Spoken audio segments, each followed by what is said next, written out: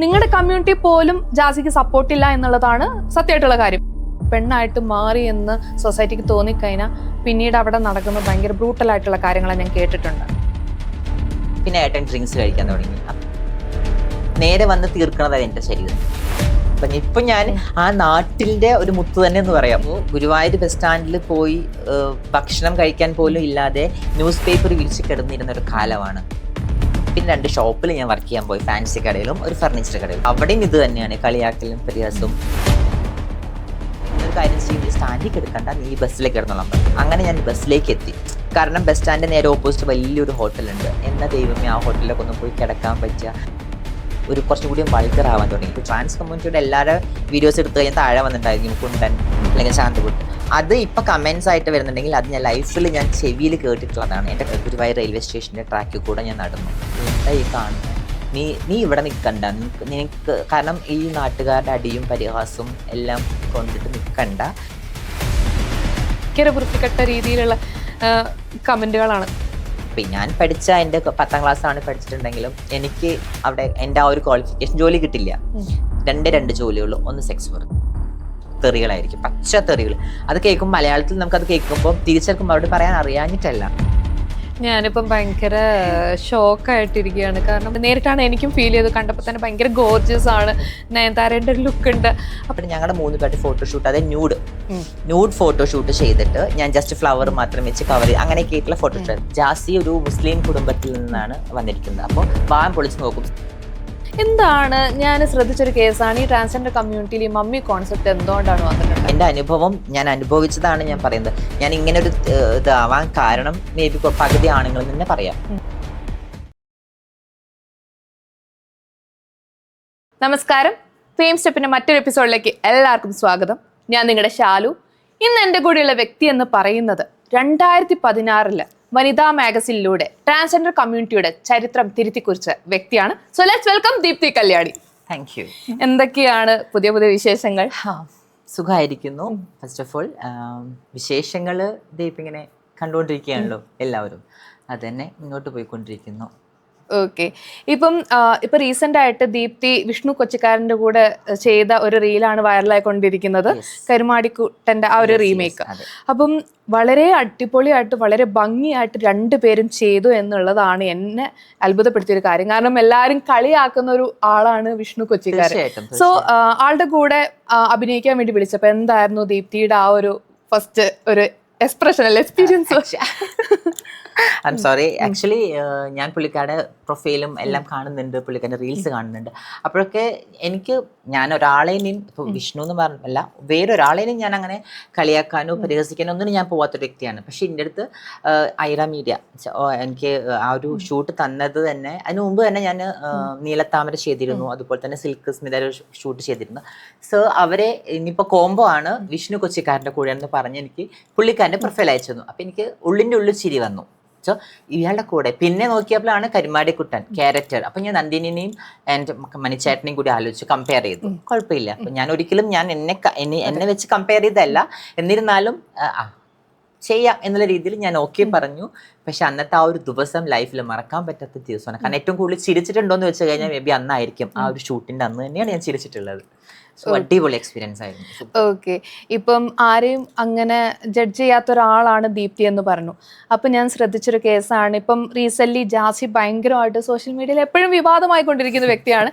So നിങ്ങളുടെ community പോലും ജാസിക്ക് സപ്പോർട്ടില്ല എന്നുള്ളതാണ് സത്യമായിട്ടുള്ള കാര്യം. പക്ഷെ അവിടെ നിന്ന് പോലും ദീപ്തി എന്ന് പറയുന്ന വ്യക്തി ജാസിനെ സപ്പോർട്ട് ചെയ്തിട്ടുള്ള വീഡിയോസാണ് ഞാൻ കണ്ടിട്ടുണ്ടായിരുന്നത്. അതെന്താണ് അങ്ങനെ? അല്ല, ഇപ്പൊ ജാസിന് ഞങ്ങളുടെ കമ്മ്യൂണിറ്റിയിൽ ഇഷ്ടമില്ലാത്തവർ ഒത്തിരി പേരുണ്ട്. ഇപ്പൊ ജാസി എന്ന് മാത്രമല്ല, ഇപ്പൊ എന്നെ തന്നെ എൻ്റെ പുറകിൽ തന്നെ എന്നെ തന്നെ കുറ്റപ്പെടുത്തുന്നതും കളിയാക്കുന്നതും അല്ലെങ്കിൽ എനിക്ക് തന്നെ എൻ്റെ വീഡിയോസിന് താഴെ വന്ന് ബാഡ് കമൻറ്റ്സ് ഇടുന്ന കമ്മ്യൂണിറ്റികളുണ്ട്. അതായത് സ്വന്തം റിയൽ അക്കൗണ്ടിൽ നിന്ന് അവർ കമൻറ്റ് ഇടില്ല. ഇപ്പൊ ഇവിടെയുള്ള എല്ലാവർക്കും ഫേക്ക് അക്കൗണ്ട് ഉണ്ട്. സോ ഞങ്ങളുടെ കമ്മ്യൂണിറ്റിയിൽ അപ്പൊ അവർ തന്നെയാണ് വന്നിട്ട് അവരുടെ പേര് മെൻഷൻ ചെയ്യും. സോ ഞാനാണ് ഒരു പേഴ്സണൽ അക്കൗണ്ട് ഫേക്ക് അക്കൗണ്ട് ഉണ്ടാക്കിയിട്ട് ഞാൻ മെസ്സേജ് അയക്കുകയാണ് ഷാലുവിന്. സോ പേര് മെൻഷൻ ചെയ്തുകൊണ്ട് ദീപ്തിയെ കണ്ടുപഠിക്കൂ എന്ന് പറഞ്ഞ് അവരുടെ പേര് മെൻഷൻ ചെയ്തിട്ട് അവർ തന്നെയാണെന്നാണ് എനിക്ക് തോന്നുന്നത്. അപ്പൊ അതുകൊണ്ട് ഇപ്പൊ ജാസിക്ക് മാത്രമല്ല ഇനിയിപ്പോൾ ജാസിയിലേക്ക് വരാം. ജാസീനെ എനിക്ക് ചെറുപ്പം മുതലേ അറിയാം. സോ ഞാൻ ആൺകുട്ടിയായിട്ടുള്ള സമയത്തും ജാസി ആൺകുട്ടിയായിട്ടുള്ള സമയത്തും, ആൺകുട്ടി എന്ന് പറയുമ്പോൾ ഞാൻ ആൺകുട്ടിയായിട്ടുള്ള സമയത്തല്ല, ആ ഒരു കാലഘട്ടത്തിൽ അന്നും മനസ്സിന് എനിക്ക് തോന്നിയിട്ടുള്ളത് ജാസിയുടെ മനസ്സും അന്നൊരു പെണ്ണിൻ്റെ തന്നെ. കാരണം അന്ന് ഞാൻ ഒന്നുമല്ലാത്ത സമയത്ത്, ഞാനൊരു സർജറി പോലും ചെയ്തിട്ടില്ല, പക്ഷേ ജാസി ഒരു മുസ്ലിം കുടുംബത്തിൽ നിന്നാണ് വന്നിരിക്കുന്നത്. അപ്പോൾ നല്ല ഭംഗിയാണ് ജാസിയെ കാണാൻ, നല്ല കളറും അന്ന് കേട്ടോ. ഇപ്പോഴും അത് തന്നെയാണ്. പക്ഷെ അന്ന് ഞാൻ കാണുന്നത് കൊച്ചിയിൽ വെച്ചിട്ട് ജാസി മേക്കപ്പ് ചെയ്ത് ലേഡീസ് കോസ്റ്റ്യൂം ഇട്ട് ഫസ്റ്റ് കാണുന്നത് കൊച്ചിൻ കാർണിവലിനാണ്. ഒരു റെഡ് ഗൗണൊക്കെ ഇട്ടിട്ട് അടിപൊളി ലുക്ക് വെച്ചാൽ ആരും കണ്ടു കഴിഞ്ഞാൽ നമുക്ക് വാൻ പൊളിച്ച് നോക്കും, സത്യം, സീരിയസ്ലി. അപ്പോൾ പിന്നെ ഞങ്ങൾ ഒരുമിച്ച് കുറേ നടത്തം, അതായത് രണ്ടുപേരും ആൺകുട്ടിയായിട്ടുള്ള ആ ഒരു സമയത്തുള്ള അന്നത്തെ ആ ഫ്രണ്ട്ഷിപ്പ് ഇന്നും ഇപ്പോഴും കൊണ്ട് നടക്കുന്നുണ്ട്. പക്ഷെ ജാസി ഇപ്പം എന്നെ മമ്മി എന്നാണ് വിളിക്കുന്നത്. അന്ന് ഞങ്ങൾ ബെസ്റ്റ് ഫ്രണ്ട് ആയിരുന്നു. അപ്പം അതുകൊണ്ട് ഇനി ആരെന്ത് തന്നെ കുറ്റം പറഞ്ഞാലും, ആരും എന്ത് തന്നെ പറഞ്ഞാലും, ഞാൻ എൻ്റെ കണ്ണിൽ കാണുന്നതും എൻ്റെ ചെവിയിൽ കേൾക്കുന്നതും മാത്രമേ ഞാൻ വിശ്വസിക്കാറുള്ളൂ. ഇപ്പം ജാസി ഒരു ബാഡ് ആയിട്ടോ അല്ലെങ്കിൽ സംസാരത്തിലോ അല്ലെങ്കിൽ എൻ്റെ അടുത്ത് എന്തെങ്കിലും പ്രവർത്തിച്ചാലാണ് എനിക്ക് ജാസിനെ കുറിച്ച് പറയാൻ പറ്റുള്ളൂ. അപ്പം അതുകൊണ്ട് എനിക്ക് മറ്റുള്ളവരെ കുറിച്ച് എനിക്ക് അറിയില്ല എന്താണെന്നുള്ളത്. ഓക്കെ, ഇപ്പൊ ഈ മമ്മി എന്ന് ഇപ്പൊ വിളിക്കാൻ തുടങ്ങി എന്ന് പറഞ്ഞു. എന്താണ്, ഞാൻ ശ്രദ്ധിച്ചൊരു കേസാണ് ഈ ട്രാൻസ്ജെൻഡർ കമ്മ്യൂണിറ്റിയിൽ ഈ മമ്മി കോൺസെപ്റ്റ് എന്തുകൊണ്ടാണ് വന്നിട്ടുണ്ട്? ആക്ച്വലി അത് എനിക്കുണ്ട് മമ്മി എന്ന് പറഞ്ഞിട്ട്. അതായത് എന്നെ പ്രസവിച്ച എൻ്റെ അമ്മ എൻ്റെ വീട്ടിലുണ്ട്. അതെല്ലാതെ തന്നെ ഞങ്ങളുടെ കമ്മ്യൂണിറ്റിയിൽ ഞങ്ങൾക്ക് അമ്മ എന്ന് പറയാൻ കാരണം, സോ ഞാൻ മറ്റുള്ളവരെ കുറിച്ചോ അല്ലെങ്കിൽ പറഞ്ഞേക്കാൻ നല്ലത് എനിക്ക് എന്നെ കുറിച്ച് പറയാനായിരിക്കും കുറച്ചും കൂടി നല്ലതും, എൻ്റെ അനുഭവം ഷെയർ ചെയ്യാനായിരിക്കും കുറച്ചും കൂടി എളുപ്പം. ഒരു 17 വയസ്സിൽ ഉള്ളൊരു പയ്യൻ, ചെറിയൊരു പയ്യൻ വീട്ടിൽ നിന്ന് അടിച്ച് വീട്ടിൽ നിന്ന് പുറത്താക്കി. സോ ഞാൻ ഗുരുവായൂർ ബസ് സ്റ്റാൻഡിൽ 3 മാസം ഭക്ഷണവും ഇല്ലാതെ, കിടക്കാൻ സ്ഥലമില്ലാതെ ന്യൂസ് പേപ്പർ വിരിച്ചിരുന്ന ഒരു കാലം ഉണ്ടായിരുന്നു. അവിടെ നിന്ന് ഞാൻ പിന്നെ എന്നെ ശീതൾ ശ്യാമാണ് എന്നെ ബാംഗ്ലൂർക്ക് കൊണ്ടുപോകുന്നത്. അവിടെ ചെന്നപ്പോഴാണ് അറിയുന്നത്, ഞാൻ അന്ന് നാട്ടിലുള്ള സമയത്ത് ആ ഒരു 10-16 വയസ്സിൽ കാണുന്ന ആൾക്കാരുടെ കണ്ണിൽ ഞാൻ ഒരു പാൻറ്റും ഷർട്ടിട്ട് ഒരു ആൺകുട്ടിയാണ്. പക്ഷെ അന്ന് എൻ്റെ മനസ്സിൽ ഞാനൊരു പെണ്ണാണ്. മറ്റേ ജ്വല്ലറി ഷോപ്പിൻ്റെ ഫ്രണ്ടിലൊക്കെ പോയിട്ട് റെഡ് പേപ്പറൊക്കെ വാങ്ങിച്ച് അതെടുത്ത് നനച്ച് അതൊക്കെ ലിപ്സ്റ്റിക് ഇടുക, അങ്ങനെ പൊട്ടെടുത്ത് കാത് കുത്തുക, കമ്മൽ ഇടാതെ പൊട്ട് വെച്ചിട്ട്, അപ്പോഴൊക്കെ ഞാനാണ് പെണ്ണാണെന്ന് വിചാരിച്ചത്. പക്ഷേ നേരെ മറിച്ച് ബാംഗ്ലൂരിൽ എത്തിയപ്പോഴാണ് അവിടെ ഒരു കൂട്ടം ഞങ്ങളുടെ കമ്മ്യൂണിറ്റികളുള്ളത്. അപ്പോൾ അവിടെ ചെന്നപ്പോഴാണ് ഈ സർജറി കഴിഞ്ഞതും സർജറി കഴിയാത്തതും ഹെയർ മുടി വളർത്തിയവരേനും ഇവരൊക്കെ കാണുമ്പോൾ അപ്പോഴാണ് എനിക്ക് പെണ്ണാവണം എന്ന് തോന്നിയിട്ടുള്ളത്. അപ്പോൾ അവിടെ ചെല്ലണമെന്നുണ്ടെങ്കിൽ അവിടെ ഒരു കൾച്ചറുണ്ട്, ഒരു ഹിജ്റ കൾച്ചറുണ്ട്. അവിടെയാണ് ഈ മമ്മി, മകള്, അമ്മൂമ്മ. പക്ഷെ ആ ഒരു കുടുംബത്തിൽ ആൺകുട്ടികൾ ഉണ്ടാവില്ല. നമ്മുടെ ഫാമിലിയിൽ നമുക്ക് അച്ഛൻ, ബ്രദർ എല്ലാവരും ഉണ്ടാവുമല്ലോ. ഞങ്ങളുടെ ആ ഒരു കൾച്ചറിൽ ആണുങ്ങളില്ല, പെണ്ണുങ്ങൾ, ഞങ്ങൾ മാത്രമാണ്. അപ്പോൾ അതിൽ നിന്ന് എന്നെ തിരഞ്ഞെടുത്ത് സൗമ്യ എന്ന് പറയുന്ന എൻ്റെ അമ്മയുണ്ടായിരുന്നു. ആ അമ്മയുടെ മകളായി എന്നെ സ്വീകരിച്ചു. അതിന് കുറേ ഞങ്ങളുടെ ആ ഒരു ഹിജ്റ കൾച്ചറിൽ തന്നെ കുറച്ച് ചടങ്ങുകളൊക്കെ ഉണ്ട്. അതൊക്കെ ചെയ്തിട്ട് മകളാക്കുക എന്നുള്ളതാണ്. അപ്പോൾ എനിക്ക് തോന്നുന്നുണ്ട് ഇപ്പം ജാസിനൊന്നും ഞാൻ എൻ്റെ മകൾ ഒഫീഷ്യലി മകളാക്കിയില്ലെങ്കിലും എനിക്ക് തരുന്ന റെസ്പെക്റ്റ് ആയിരിക്കാം. കാരണം ഞാനൊരു 10-12 വർഷം ബാംഗ്ലൂരിലുണ്ടായിരുന്നു. പിന്നെ ഇത്രയും ഇയേഴ്സ് ആ ഒരു കൾച്ചറിൽ ഫോളോ ചെയ്യുന്നുണ്ട്. അതുകൊണ്ട് റെസ്പെക്ട് ചെയ്ത് വിളിക്കുന്നതാണ് എൻ്റെ മമ്മി എന്നുള്ളത്. ഇപ്പോൾ രഞ്ജുമ്മ, മേക്കപ്പ് ആർട്ടിസ്റ്റ് രഞ്ജുമ്മ, ആ കൾച്ചറിലേക്ക് പോയിട്ടേ ഇല്ല. പക്ഷെ ഞാൻ ആ പുള്ളിക്കാരത്തിനെ രഞ്ജുമ്മേനെ അമ്മ എന്നാണ് വിളിക്കുന്നത്. അത് എന്നേക്കാൾ കുറച്ചുകൂടി മുതിർന്നതാണ്, നല്ല എക്സ്പീരിയൻസ് ഉണ്ട്. അപ്പം അതുകൊണ്ട് റെസ്പെക്റ്റ് കൊടുക്കുന്നതുകൊണ്ട് ഞാൻ അമ്മ എന്ന് വിളിക്കുന്നു. ഓക്കെ, ഇപ്പം 17-ാം വയസ്സിൽ ഇറക്കി വിട്ടു, ഒരുപാട് അനുഭവിച്ചു എന്ന് പറഞ്ഞു. അപ്പം ഇങ്ങനെ ആളുകൾ അറിയാണ് ദീപ്തി എന്ന് പറയുന്ന വ്യക്തി ഇങ്ങനെ ഒരു മീൻസ് ഉള്ളിൽ ഒരു പെണ്ണാണെന്ന് അറിഞ്ഞിട്ട് അതിനുശേഷം ഉണ്ടായ അനുഭവങ്ങൾ എന്തൊക്കെയാണ്? പൊതുവെ ഈ ഒരു സ്റ്റേജ് എല്ലാവർക്കും ഭയങ്കര ഡിഫിക്കൽട്ടായിട്ടുള്ള സ്റ്റേജാണ്. ആണായിട്ട് ജീവിക്കുമ്പോൾ കുഴപ്പമില്ല, പക്ഷെ ഒരു പെണ്ണായിട്ട് മാറി എന്ന് സൊസൈറ്റിക്ക് തോന്നിക്കഴിഞ്ഞാൽ പിന്നീട് അവിടെ നടക്കുന്നത് ഭയങ്കര ബ്രൂട്ടലായിട്ടുള്ള കാര്യങ്ങളാണ് ഞാൻ കേട്ടിട്ടുണ്ട്. നമ്മുടെ സൊസൈറ്റി തന്നെയാണ് ആ രീതിയിൽ ട്രീറ്റ് ചെയ്യുന്നത്. സോ അങ്ങനെ വല്ല എക്സ്പീരിയൻസ് ഉണ്ടായിട്ടുണ്ടോ? ഒത്തിരി ലൈഫിൽ ഒത്തിരി ഉണ്ട്. ഒത്തിരി ഉണ്ട്. വീട്ടിൽ നിന്ന് തന്നെ ഉണ്ട്, നാട്ടുകാരിൽ നിന്നുണ്ട്, സോ പിന്നെ ഗുരുവായൂരുള്ള നാട്ടുകാരിൽ നിന്ന്. അങ്ങനെ ഞാൻ പോകുന്ന എവിടെയാണോ അവിടെയൊക്കെ എനിക്ക് ഒരുപാട് മെമ്മറീസും അനുഭവങ്ങളും എൻ്റെ സങ്കടങ്ങളും സന്തോഷങ്ങളും എല്ലാം ഉണ്ടായിട്ടുണ്ട്. ഓക്കെ, എന്തെങ്കിലും എക്സ്പീരിയൻസ് ഷെയർ ചെയ്യാൻ മീൻസ് തീരില്ല ചിലപ്പോൾ. അതെ, തീർച്ചയായിട്ടും തീരില്ല. ഞാൻ എൻ്റെ ലൈഫിൻ്റെ ആത്മകഥ ഞാൻ എഴുതിയിട്ടുണ്ട്. ഞാൻ ജൽസ എന്ന് പറയുന്ന ഒരു ബുക്ക് ഞാൻ ജനിച്ചത് മുതൽ എൻ്റെ ഓർമ്മ വെച്ച നാൾ മുതൽ ഞാൻ ലൈഫിൽ അനുഭവിച്ചിട്ടുള്ള എൻ്റെ സന്തോഷം, സങ്കടം എല്ലാം ഞാൻ എഴുതിയിട്ടുണ്ടായിരുന്നു. അപ്പം അതിൽ പറഞ്ഞ പോലെ തന്നെയാണ്, ഫസ്റ്റ് എൻ്റെ ബ്രദറാണ് എൻ്റെ വീട്ടിൽ നിന്ന് തന്നെ. കാരണം എനിക്ക് 4 ചേച്ചിമാരാണ്, അച്ഛൻ, അമ്മ, വലിയൊരു കുടുംബമാണ്, സാധാരണ കുടുംബമാണ്. അച്ഛനും അമ്മയും കൂലിപ്പണിക്കാരാണ്. അപ്പോൾ അതിൽ നിന്ന് ഞാൻ ചേട്ടന് 13 വയസ്സ് കഴിഞ്ഞിട്ടാണ് അമ്മ എന്നെ പ്രഗ്നന്റ് ആവുന്നത്. അപ്പൊ എനിക്കും അച്ഛനും അമ്മയ്ക്കൊക്കെ ഭയങ്കര ഏജ് ഡിഫറൻറ്റ് ഉണ്ട്. ഇപ്പൊ ഞാൻ ഇപ്പോഴും കൂടെ ഞാൻ അമ്മയുടെ കൂടെ വീഡിയോസ് ഇട്ട് കഴിഞ്ഞാൽ ഇത് ആരാ അമ്മൂമ്മയാണോ ചോദിക്കും, കാരണം അത്രയും ഏജ് ഡിഫറൻറ്റ് ഉള്ളതാണ് കേട്ടോ. പക്ഷെ അതെന്റെ അമ്മയാണ്. അപ്പോൾ വീട്ടിൽ നിന്ന് ഏട്ടൻ 13 വർഷം ഏജ് ഡിഫറൻറ്റ് ഉള്ളത് കൊണ്ട് തന്നെ ഏട്ടന്റെ ഫ്രണ്ട്സ് കുറച്ചുകൂടി മുതിർന്ന ആൾക്കാരായിരിക്കും ആ ഒരു ബാച്ചില്. അപ്പോൾ ഞാൻ വീട്ടില് മുണ്ടെടുത്ത് കുത്തി കുഞ്ഞു ഷർട്ടൊക്കെ ഇട്ട് ചേച്ചിമാരെ കല്യാണം ചേച്ചിമാരുടെ ഡ്രസ്സൊക്കെ ഉണ്ടായിരിക്കും, സാരിയും പിന്നെ പണ്ടത്തെ പാവാട ജമ്പർ അതൊക്കെ ഇടുന്നതും വീടിൻ്റെ അകത്ത് തന്നെ. പിന്നെ പുറത്ത് വീട്ടിൽ മഞ്ഞൾ തേച്ചിരിക്കുക, റേഡിയോയില് ചലച്ചിത്രഗാനം വന്നു കഴിഞ്ഞ് ഡാൻസ് കളിക്കുക, വീട്ടിലെല്ലാ ജോലിയും ചെയ്യുക. അപ്പൊ ഇതൊക്കെ ചെയ്യുമ്പോൾ അമ്മയ്ക്കൊരു സഹായമാണ്. അപ്പൊ അമ്മയുടെ മനസ്സിൽ എന്ന് വെച്ച് കഴിഞ്ഞാല് വളർന്നു വരുന്ന ഒരു ആൺകുട്ടിയാണ്, പക്ഷേ മറ്റുള്ള പുറത്ത് പോയിട്ട് വേറെ കൂട്ടുകാരന്മാരെ കൂടെ കൂട്ടുകെട്ട് കൂടി ചീത്ത അവണേക്കാൻ നല്ലത് എൻ്റെ മോൻ വീട്ടിൽ തന്നെ അടങ്ങി ഒതുങ്ങി ഇരിക്കുന്നുണ്ട് എന്നുള്ളതാണ് അമ്മ ചിന്തിച്ചുകൊണ്ടിരുന്നത്. പക്ഷെ ഇതിങ്ങനെയാണെന്നുള്ളത് അമ്മയ്ക്ക് പിന്നീടാണ് മനസ്സിലായത്. അപ്പൊ എല്ലാ ജോലികളും ചെയ്ത് വീട്ടിലിരിക്കും. അത് കണ്ട് ഏട്ടന്റെ ഫ്രണ്ട്സ് തന്നെ ഏട്ടന്റെ അടുത്ത് വന്ന് പറയും, നിന്റെ അനിയൻ എന്താണ് ഇങ്ങനെ ഒരു ആൺകുട്ടിയല്ലേ, നിനക്ക് ചീത്തപ്പേരല്ലേ, ഇങ്ങനെ ഞാൻ ഓപ്പൺ ആയിട്ട് സംസാരിക്കുന്ന ഒരു വ്യക്തിയാണ് കേട്ടോ. അപ്പൊ ഇങ്ങനെ ആണും പെണ്ണും കേട്ട് എന്തിനാണ് നിന്റെ അനിയൻ ഇങ്ങനെ നടക്കുന്നത് ചോദിക്കുമ്പോൾ പിന്നെ ഏട്ടൻ ഡ്രിങ്ക്സ് കഴിക്കാൻ തുടങ്ങി. അപ്പൊ അത് ഓട്ടോമാറ്റിക്കലി അത് കഴിച്ചുകൊണ്ടിരിക്കുന്ന സമയത്ത് അവരുടെ മൈൻഡിൽ അത് പോവും. നേരെ വന്ന് തീർക്കണത് അത് എൻ്റെ ശരീരത്തായിരിക്കും. അടിച്ചിട്ട് തന്നെ ഒത്തിരി 1.5 വർഷം ഏട്ടൻ്റെ അടിയും തൊഴിയും എല്ലാം ഞാൻ കൊണ്ടിട്ടുണ്ട്. നാട്ടിൽ നിന്ന് എന്നെ കല്ലെടുത്ത് എറിഞ്ഞിട്ടുണ്ട്, കാർക്കേച്ച് തുപ്പിയിട്ടുണ്ട് ഞാൻ സ്കൂളിൽ പോകുന്ന സമയത്തൊക്കെ. കാരണം അവർക്കൊക്കെ ഒരു മാനക്കേടായിരുന്നു ഞാനെന്നാ പറയണത്. ആണുങ്ങളുടെ വില കളയാണെന്നാണ് ഞാൻ. പക്ഷെ ആ ഒരു നാട്ടിലെ ഒരു പേരും പ്രശസ്തിയുള്ള ആൾ ഞാനാണ്.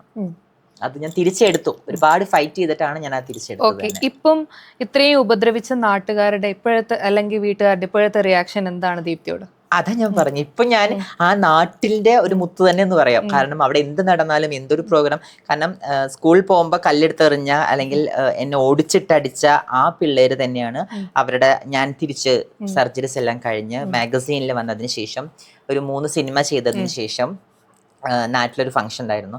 ആ ഒരു ഫംഗ്ഷനിൽ വെച്ചിട്ട് തന്നെ നമ്മുടെ ശിവജി ഗുരുവായൂരും പുള്ളിക്കാരനൊക്കെ ഇരിക്കുന്ന ഒരു വേദിയിൽ എന്നെ പൊന്നാടി അണിയിക്കലും എനിക്ക് ആദരവ് തരുകയൊക്കെ ചെയ്തു എൻ്റെ നാട്ടിൽ തന്നെ. അത് തന്നെയാണ് എനിക്ക് എൻ്റെ ഏറ്റവും വലിയൊരു എന്താ പറയുക അംഗീകാരം എന്ന് പറയാം നാട്ടില്. ഇപ്പോൾ ഭയങ്കര ഹാപ്പിയാണ്. എൻ്റെ ഫാമിലിയിലും ഞാൻ എടുക്കുന്ന തീരുമാനമാണ്. ഇപ്പോൾ ചേച്ചിമാരാവട്ടെ ചേട്ടനാവട്ടെ എല്ലാവരും ഹാപ്പിയാണ്. അത് ഞാൻ ഫൈറ്റ് ചെയ്ത് എടുത്തെന്ന് തന്നെ പറയാം, അല്ലാതെ വെറുതെ നമുക്ക് തരുന്നുണ്ടായിരുന്നു. ഒരുപാട് കഷ്ടപ്പെട്ട് ഒരുപാട് ഞാനെന്താ വെച്ചാല് ഈ ഒരു ചിന്തിക്കാവുന്നല്ലേ ഉള്ളൂ, 16-17 വയസ്സായ ഒരു ആൺകുട്ടി, കാഴ്ചയ്ക്ക് ആൺകുട്ടി ഉള്ളു പെണ്ണ്. സോ ഗുരുവായൂർ ബസ് സ്റ്റാൻഡിൽ പോയി ഭക്ഷണം കഴിക്കാൻ പോലും ഇല്ലാതെ ന്യൂസ് പേപ്പർ വിരിച്ച് കിടന്നിരുന്ന ഒരു കാലമാണ്. ആ കാലഘട്ടത്തിൽ അന്നും ഈ ആണുങ്ങൾ വെറുതെ ഇരുന്നിട്ടില്ല. സോ എൻ്റെ അടുത്ത് എൻ്റെ അനുഭവം ഞാൻ അനുഭവിച്ചതാണ് ഞാൻ പറയുന്നത്. ഞാൻ ഇങ്ങനെ ഒരു ഇതാവാൻ കാരണം മേ ബി പകുതി ആണുങ്ങൾ തന്നെ പറയാം. നമ്മുടെ ഉള്ളിൻ്റെ ഉള്ളിൽ നമുക്കൊരു ആഗ്രഹം ഉള്ളത് ആണുങ്ങളുടെ അടുത്തായിരിക്കും. കാരണം സ്ത്രീയുടെ ഒരു മനസ്സായതുകൊണ്ട് തന്നെ നമുക്ക് ഇഷ്ടം, ഒരു പ്രേമം, ഒരു ലവ് ഒക്കെ തോന്നുന്നത് ബോയ്സിൻ്റെ അടുത്ത് തന്നെയാണ്. പക്ഷേ കൂടുതലും യൂസ് ചെയ്യുന്നത് നമ്മളുടെ ഇങ്ങനെയാണ്, അല്ലെങ്കിൽ നമ്മളോട് ചോദിക്കാനും പറയാനും ആരുമില്ല, നമ്മൾക്കൊരു ഉള്ളിൻ്റെ ഉള്ളിൽ സ്ത്രേണത ഉള്ളത് കൊണ്ട് നമ്മുടെ അടുത്ത് അവർ കുറച്ചും കൂടി അടുക്കുന്നുണ്ട്.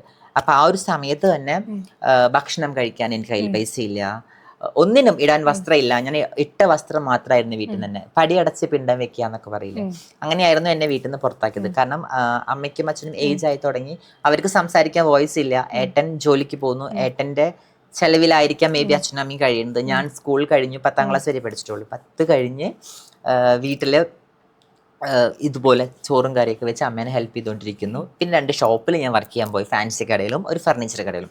അവിടെയും ഇത് തന്നെയാണ്, കളിയാക്കലും പരിഹാസവും. അതിൻ്റെ മെയിൻ ആൾക്കാർ നമ്മുടെ അടുത്ത് അബ്യൂസ്, ഒരുമാതിരി പ്രവർത്തിക്കുക, സംസാരം, അതൊന്നും ഇഷ്ടപ്പെടാതൊക്കെ തന്നെയാണ് അവിടെ നിന്ന് പോകുന്നത് തന്നെ.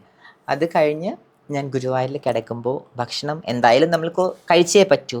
സോ അവിടെ ഹോൾട്ട് ആവുന്ന ബസ് ഉണ്ടല്ലോ, അങ്ങനെ പ്രൈവറ്റ് ബസ് സ്റ്റാൻഡിൽ ആ ബസ്സുകൾ, ഒരു ബസ് വാഷ് ചെയ്ത് കഴിഞ്ഞ് 30 രൂപ കിട്ടും. അങ്ങനെ നൈറ്റ് ഒരു 3-4 ബസ് ഞാൻ വാഷ് ചെയ്യും. അത് ടാങ്കിൽ നിന്ന് വാഷ്റൂമില്ലേ, ടോയ്ലറ്റ്, അവിടെ നിന്ന് പൈപ്പിൽ വെള്ളം എടുത്ത് ബക്കറ്റിൽ കൊണ്ടുവന്ന് ഞാൻ 3 ബസ്സും ഒരു നൈറ്റ് കഴുകണം, ഫുൾ ബോഡി വാഷ് ചെയ്യണം. എന്നിട്ട് അപ്പോൾ അവരെന്നെ പറയും, ഇന്നൊരു കാര്യം ചെയ്യും, നീ സ്റ്റാൻഡിൽ കിടക്കണ്ട, നീ ബസ്സിലേക്ക് കിടന്നോളാൻ പറയും. അങ്ങനെ ഞാൻ ബസ്സിലേക്ക് എത്തി. സോ സ്റ്റാൻഡിൽ നിന്ന് ബസ്സിലേക്ക് എത്തി. അപ്പോൾ ഞാൻ ചിന്തിച്ചിട്ടുണ്ട്, കാരണം ബസ് സ്റ്റാൻഡിന് നേരെ ഓപ്പോസിറ്റ് വലിയൊരു ഹോട്ടലുണ്ട്. എന്നാ ദൈവമേ ആ ഹോട്ടലിലൊക്കെ ഒന്ന് പോയി കിടക്കാൻ പറ്റുക, അല്ലെങ്കിൽ ഓരോരുത്തർ കിടക്കണതും ഇറങ്ങണതൊക്കെ നമുക്ക് കാണാൻ പറ്റും. ഇന്നല്ലെങ്കിൽ നാളെ എൻ്റെ ഫാമിലി എന്നെ തിരിച്ചു വിളിക്കും എന്നുള്ള രീതിയിൽ തന്നെയാണ് ഞാൻ അവിടെ ഇരുന്നിരുന്നത്. പിന്നെ എനിക്ക് ചോദിക്കാനും പറയാനും ആരുമില്ല, എന്നെ ഉപദേശിക്കാൻ ആരും വരുന്നില്ല, എന്നോട് സംസാരിക്കാൻ വരുന്നില്ല. അവിടുന്ന് എനിക്ക് കുറേ സുഹൃത്തുക്കളെ കിട്ടി, ഞങ്ങളുടെ കമ്മ്യൂണിറ്റിയിൽ തന്നെ ഫൈസൽ, ശീതൾ, അങ്ങനെ കുറേ പേരെ എനിക്ക് കിട്ടി. പക്ഷെ അവരൊക്കെ അവരുടെ വീട്ടിലൊരു പ്രശ്നമില്ല. അവരൊക്കെ രാവിലെ വന്നാൽ വൈകുന്നേരം വരെ ഞങ്ങൾ അവിടെ ഇവിടെ അമ്പലത്തിൻ്റെ അവിടെ പാർക്കിലൊക്കെ പോയൊരു സമയം കളഞ്ഞാൽ അവരവരുടെ വീട്ടിലേക്ക് പോകും. പക്ഷെ ആരും സുഹൃത്തുക്കൾ നമ്മൾ അവരുടെ വീട്ടിലേക്ക് ഇൻവൈറ്റ് ചെയ്യില്ല. കാരണം അവർ തന്നെ ഒരുപാട് സഹിച്ചും ബുദ്ധിമുട്ടിയാണ് വീട്ടിൽ നിൽക്കുന്നത്, നമ്മൾക്ക് അറിയാൻ പറ്റുമല്ലോ. അപ്പം തിരിച്ച് ഞാൻ ബസ് സ്റ്റാൻഡിലേക്ക് തന്നെ വരുന്നത്. അങ്ങനെ കിടന്ന് ഞാൻ കുറച്ചും കൂടി വൾഗർ ആവാൻ തുടങ്ങി. വൾഗർ എന്നല്ല കേട്ടോ, എൻ്റെ ഉള്ളിലെ ആഗ്രഹം ഞാൻ പുറത്തെടുത്തു. എനിക്ക് ലേഡീസ് ഡ്രസ്സ് ഇടണം, ലേഡീസ് ചെപ്പലിടണം. പിന്നെ ഞാൻ സ്റ്റാൻഡിൽ നിൽക്കുമ്പോൾ ഞാൻ ഭയങ്കരമായിട്ട് കണ്ണെഴുതി. കാരണം കയ്യിൽ കുറച്ച് പൈസ കിട്ടിയപ്പോൾ എനിക്ക് തിങ്സ് വാങ്ങിക്കാൻ പറ്റി. ലിപ്സ്റ്റിക്ക്, കണ്ണെഴുതുന്നു. ചെറിയ ഫുട്പാത്തിൽ വെള്ള 30 രൂപയുടെ ടീഷർട്ടൊക്കെ ഇല്ലേ, അതായത് ഈ മങ്കി മൗസിൻ്റെ ഒക്കെ ഫേസ് കട്ടിലെ കുഞ്ഞു കുഞ്ഞു ടീഷർട്ടുകളും ലേഡീസ് പാൻറ്റും. പിന്നെ ബ്രസ്റ്റ് എനിക്ക് വേണം. കാരണം ബ്രസ്റ്റ് ഒരു പെണ്ണിൻ്റെ അഴകെന്ന് പറഞ്ഞ ബ്രസ്റ്റ് ആണല്ലോ. അപ്പോൾ എന്തെന്ന് വെച്ചാൽ 5 രൂപയ്ക്ക് കർച്ചീഫ് വാങ്ങിക്കും, 2 എണ്ണം മേടിക്കും. എന്നിട്ട് 2 കർച്ചീഫ് ചുരുട്ടി ഞാൻ ബ്രസ്റ്റിൽ വെച്ചിട്ടുണ്ട്. അപ്പോൾ ഈ കാണുന്ന ആൾക്കാരുടെ കയ്യിൽ ഇത് വേഷം കെട്ടുന്ന തന്നെ പറയാ. കാരണം ആ കാലഘട്ടത്തിലൊന്നും ഒരിക്കലും അക്സെപ്റ്റ് ചെയ്യില്ല. എന്തൊക്കെയോ പേരുകളുണ്ടല്ലോ, ആ പേരൊക്കെ അന്ന് വിളിച്ച് ഇപ്പോ കമന്റ് ബോക്സിൽ വന്ന് പറയുന്നു. ഇപ്പോൾ അറിയാലോ, ഒരുപാട് കമന്റ്സ് ഇപ്പോൾ എല്ലാവരുടെ, ഇപ്പോൾ ട്രാൻസ് കമ്മ്യൂണിറ്റിയുടെ എല്ലാവരുടെ വീഡിയോസ് എടുത്തു കഴിഞ്ഞാൽ താഴെ വന്നിട്ടുണ്ടായിരിക്കും കുണ്ടൻ അല്ലെങ്കിൽ ശാന്തപുട്ട്. അത് ഇപ്പോൾ കമന്റ്സ് ആയിട്ട് വരുന്നുണ്ടെങ്കിൽ അത് ഞാൻ ലൈഫിൽ ഞാൻ ചെവിയിൽ കേട്ടിട്ടുള്ളതാണ്, എൻ്റെ കണ്ണിൽ ഞാൻ കണ്ടിട്ടുള്ള. അന്നൊന്നും പ്രതികരിക്കാനുള്ള ധൈര്യമോ സപ്പോർട്ടിനോ എനിക്ക് ധൈര്യം ഉണ്ടായിരുന്നില്ല, കൂടെ ആരും ഉണ്ടായിരുന്നില്ല എന്നുള്ളത് തന്നെയാണ് കേട്ടോ. കുറച്ചും കൂടി വൾഗർ ആവാൻ തുടങ്ങിയപ്പോൾ എൻ്റെ ചേച്ചിയുടെ മോൻ്റെ മാരേജായി. അപ്പോൾ അവരെല്ലാവരും കൂടിയിട്ട് വീട്ടിൽ നിന്ന് എല്ലാവരും കൂടി വന്നു. ഗുരുവായൂർ സ്റ്റാൻഡിൽ വന്ന് പർച്ചേസ് ചെയ്യാൻ വേണ്ടി വന്നിട്ട് പോണ സമയത്ത് എന്നെ കണ്ടു. അപ്പം ഞാൻ വിചാരിച്ചു എൻ്റെ ഉള്ളിൽ ഭയങ്കര ആഗ്രഹം, എന്നെ വിളിക്കും. കാരണം ദേഷ്യം പിണക്കൊക്കെ മാറി ഉണ്ടാവുന്ന രീതിയിൽ എന്നെ വിളിക്കുമെന്ന് വെച്ചപ്പോൾ എൻ്റെ മൈൻഡ് പോലും ചെയ്യാതെ അവർ പോയത്. അപ്പം ഞാൻ ചിന്തിക്കുകയാണ്, ഇനി എനിക്ക് എൻ്റെ വീട്ടുകാർക്ക് എന്നെ ആവശ്യമില്ല എന്നുള്ളത് തോന്നി. ഞാൻ നേരെ അന്ന് വീട്ടിൽ നിന്ന് ഇറങ്ങിയപ്പോൾ തന്നെ ഞാൻ മരിക്കാനാണ് പോയത്. ഗുരുവായൂർ റെയിൽവേ സ്റ്റേഷൻ്റെ ട്രാക്കിൽ കൂടെ ഞാൻ നടന്നു. ട്രെയിൻ വരും, മരിക്കാം എന്നുള്ള രീതിയിൽ തന്നെ പോയത്. പക്ഷേ ടൈമിങ്ങിനാണ് അവിടെ ട്രെയിൻ വരുന്നതിലൊന്നും അന്ന് ബോധമില്ല, അറിയില്ലായിരുന്നു. ട്രെയിൻ കാണാനില്ല. അപ്പോൾ ഒരു അപ്പൂപ്പനാണ് എന്നെ ട്രാക്കിൽ നിന്ന് വലിച്ച് പുറത്തേക്ക് കൊണ്ടുവന്നിട്ട് കുറേ കാര്യങ്ങൾ പറഞ്ഞു. അപ്പോൾ ഞാൻ കുറേ കരഞ്ഞു അപ്പൂപ്പൻ്റെ അടുത്ത്. നേരെ വീണ്ടും ഞാൻ സ്റ്റാൻഡിലേക്ക് തന്നെ പോയി. ഇതൊക്കെ കണ്ടപ്പോൾ ശീതൾ വന്നു. ശീതൾ ബാംഗ്ലൂരായിരുന്നു. ബാംഗ്ലൂർ ശീതളുള്ള സമയം അവൾ അവിടെ ജോലി ചെയ്യായിരുന്നു. അവൾ തിരിച്ചു വന്ന് കണ്ടപ്പോൾ എന്നോട് മുഖത്ത് വായിൽ കൈവച്ചു. എന്താ ഈ കാണുന്നത്, നീ ഇവിടെ നിൽക്കണ്ട, നിനക്ക് കാരണം ഈ നാട്ടുകാരുടെ അടിയും പരിഹാസവും എല്ലാം കൊണ്ടിട്ട് നിൽക്കണ്ട, നീ ഒരു കാര്യം ചെയ്യും, നീ ബാംഗ്ലൂരിലേക്ക് പോ, ഞാൻ നിന്നെ കൊണ്ടുപോവാം, അവിടെ നീ കുറച്ച് കാലം നിന്നിട്ട് നിനക്ക് ഇഷ്ടമുള്ള പോലെ നീ ജീവിക്കാം എന്നുള്ള രീതിയിലായി. പക്ഷേ ഈ ഗുരുവായൂർ ബസ് സ്റ്റാൻഡിൽ തന്നെ ബസ് സ്റ്റാൻഡിലുള്ള ഒരു ഷോപ്പുണ്ട്, ഫാൻസി ഹോട്ടലും ഫാൻസിയാണ്. അപ്പോൾ അവിടെ കണ്ണേട്ടൻ എന്ന് പറഞ്ഞിട്ട് ചേട്ടനുണ്ട്. അപ്പോൾ ആ ചേട്ടൻ എന്നെ ഭയങ്കര ഇഷ്ടമായിരുന്നു. അതായത് ഒരു അനിയനെ പോലെ, എൻ്റെ ബ്രദർ ചെയ്യാത്ത പോലെ, എൻ്റെ ബ്രദർ എന്നെ സ്നേഹിക്കാത്തതിനൊക്കെ കൂടുതൽ ആ ചേട്ടൻ എന്നെ സ്നേഹിച്ചിട്ടുണ്ട്. ആ കാലത്ത് എനിക്ക് ഭക്ഷണം വാങ്ങിച്ചു തരിക, പിന്നെ ഞാൻ ആ ചേട്ടൻ്റെ കട ഉമ്മർത്ത് കിടക്കാൻ തുടങ്ങി. അങ്ങനെ ഭയങ്കര ക്ലോസ് ആണ്. പക്ഷെ ആ ബന്ധം അന്നും ഇന്നും നിലനിർത്തുന്നുണ്ട്. അപ്പോൾ നേരെ ശീതൾ എന്നെ കൊണ്ടുപോയി ബാംഗ്ലൂരിൽ എത്തിച്ചപ്പോഴാണ് ഞാൻ ഷോക്കായത്. ഞാനല്ല പെണ്ണ്, ഇവരാണ് എന്നുള്ളത്. കാരണം ഞാൻ വെച്ചിരിക്കുന്നത് മുഴുവനും ഈ കർച്ചീഫും അല്ലെങ്കിൽ വേഷം കെട്ടുന്ന തന്നെ പറയാം. അവിടെ ചെന്നപ്പോഴാണ് റിയൽ ആയിട്ടുള്ള ബ്രസ്റ്റ് ആയിക്കോട്ടെ അല്ലെങ്കിൽ സർജറി ചെയ്തിട്ടുള്ള പാർട്സ്, അങ്ങനെ ഹെയർ ബ്യൂട്ടി കാണുന്നത് ഞാൻ ബാംഗ്ലൂരിൽ പോയതിന് ശേഷമാണ് കേട്ടോ. അപ്പം അത് വേണം, അത് ചെയ്യാൻ പൈസ വേണം. അപ്പോൾ എന്ത് ചെയ്യാൻ പറ്റും, ഞങ്ങളുടെ ആ ഒരു കൾച്ചറിൽ 2 ജോബേ ഉള്ളൂ. എഡ്യൂക്കേഷൻ ഉണ്ടെങ്കിൽ ജോബ് തരാൻ ആളുണ്ടായിരുന്നില്ല എന്നൊന്നും. അപ്പം ഞാൻ പഠിച്ച എൻ്റെ 10ാം ക്ലാസ്സാണ് പഠിച്ചിട്ടുണ്ടെങ്കിലും എനിക്ക് അവിടെ എൻ്റെ ആ ഒരു ക്വാളിഫിക്കേഷൻ ജോലി കിട്ടില്ല. 2 ജോലിയുള്ളൂ. ഒന്ന് സെക്സ് വർക്ക് അല്ലെങ്കിൽ ബേക്കിങ്. ഇത് രണ്ടും ചെയ്താൽ നമ്മളുടെ ആഗ്രഹങ്ങൾ നമുക്ക് സാധിക്കാം, ഉള്ളിൻ്റെ ഉള്ളിലത്തെ ആഗ്രഹം. ഞാൻ അതിനിറങ്ങി, ഞാൻ ബെഗ്ഗിങ് ചെയ്യാൻ തുടങ്ങി. ട്രാഫിക്കുകളിലും കടകളിലൊക്കെ പോയി ബെഗ്ഗിങ് ചെയ്യാൻ തുടങ്ങി. സോ നമ്മൾ കണ്ടിട്ടില്ലേ ട്രെയിനിലൊക്കെ. അവിടെ ചെന്നിട്ടും ഈ മലയാളികൾ നമുക്ക് തൊഴിലും തന്നിട്ടില്ല. കാരണം ട്രാഫിക്കുകളിൽ എന്നെ ഒത്തിരി കരയിപ്പിച്ചിട്ടുണ്ട്. ഈ ട്രാഫിക്കുകളിലൊക്കെ ഞാൻ കൈ നീട്ടുന്ന സമയത്ത് അവർക്കറിയില്ല ഞാൻ മലയാളിയാണെന്നുള്ളത്. അപ്പോൾ അവർ മലയാളത്തിൽ പറയും, ഇങ്ങനെ പച്ചയ്ക്ക് തെറി വിളിച്ചിട്ട് തന്നെ പറയും, കയ്യും കാലിലൊന്നും കുഴപ്പമില്ല, വല്ല ജോലി എടുത്ത് പോക്കൂടെ. പിന്നെ അതിൻ്റെ കൂടെ പിന്നെ ഡാഷ് തെറികളായിരിക്കും, പച്ച തെറികൾ. അത് കേൾക്കുമ്പോൾ മലയാളത്തിൽ നമുക്കത് കേൾക്കുമ്പോൾ തിരിച്ചെടുക്കുമ്പോൾ അവിടെ പറയാൻ അറിയാഞ്ഞിട്ടല്ല, അപ്പം ഞാൻ മലയാളിയാണെന്ന് അവർക്ക് മനസ്സിലാവുമല്ലോ എന്നുള്ള രീതിയിൽ ഞാൻ അവിടെ ഒഴിഞ്ഞു മാറും. അങ്ങനെ ഒരുപാടുണ്ട് ലൈഫിൽ പറയാനാണെന്നുണ്ടെങ്കിൽ.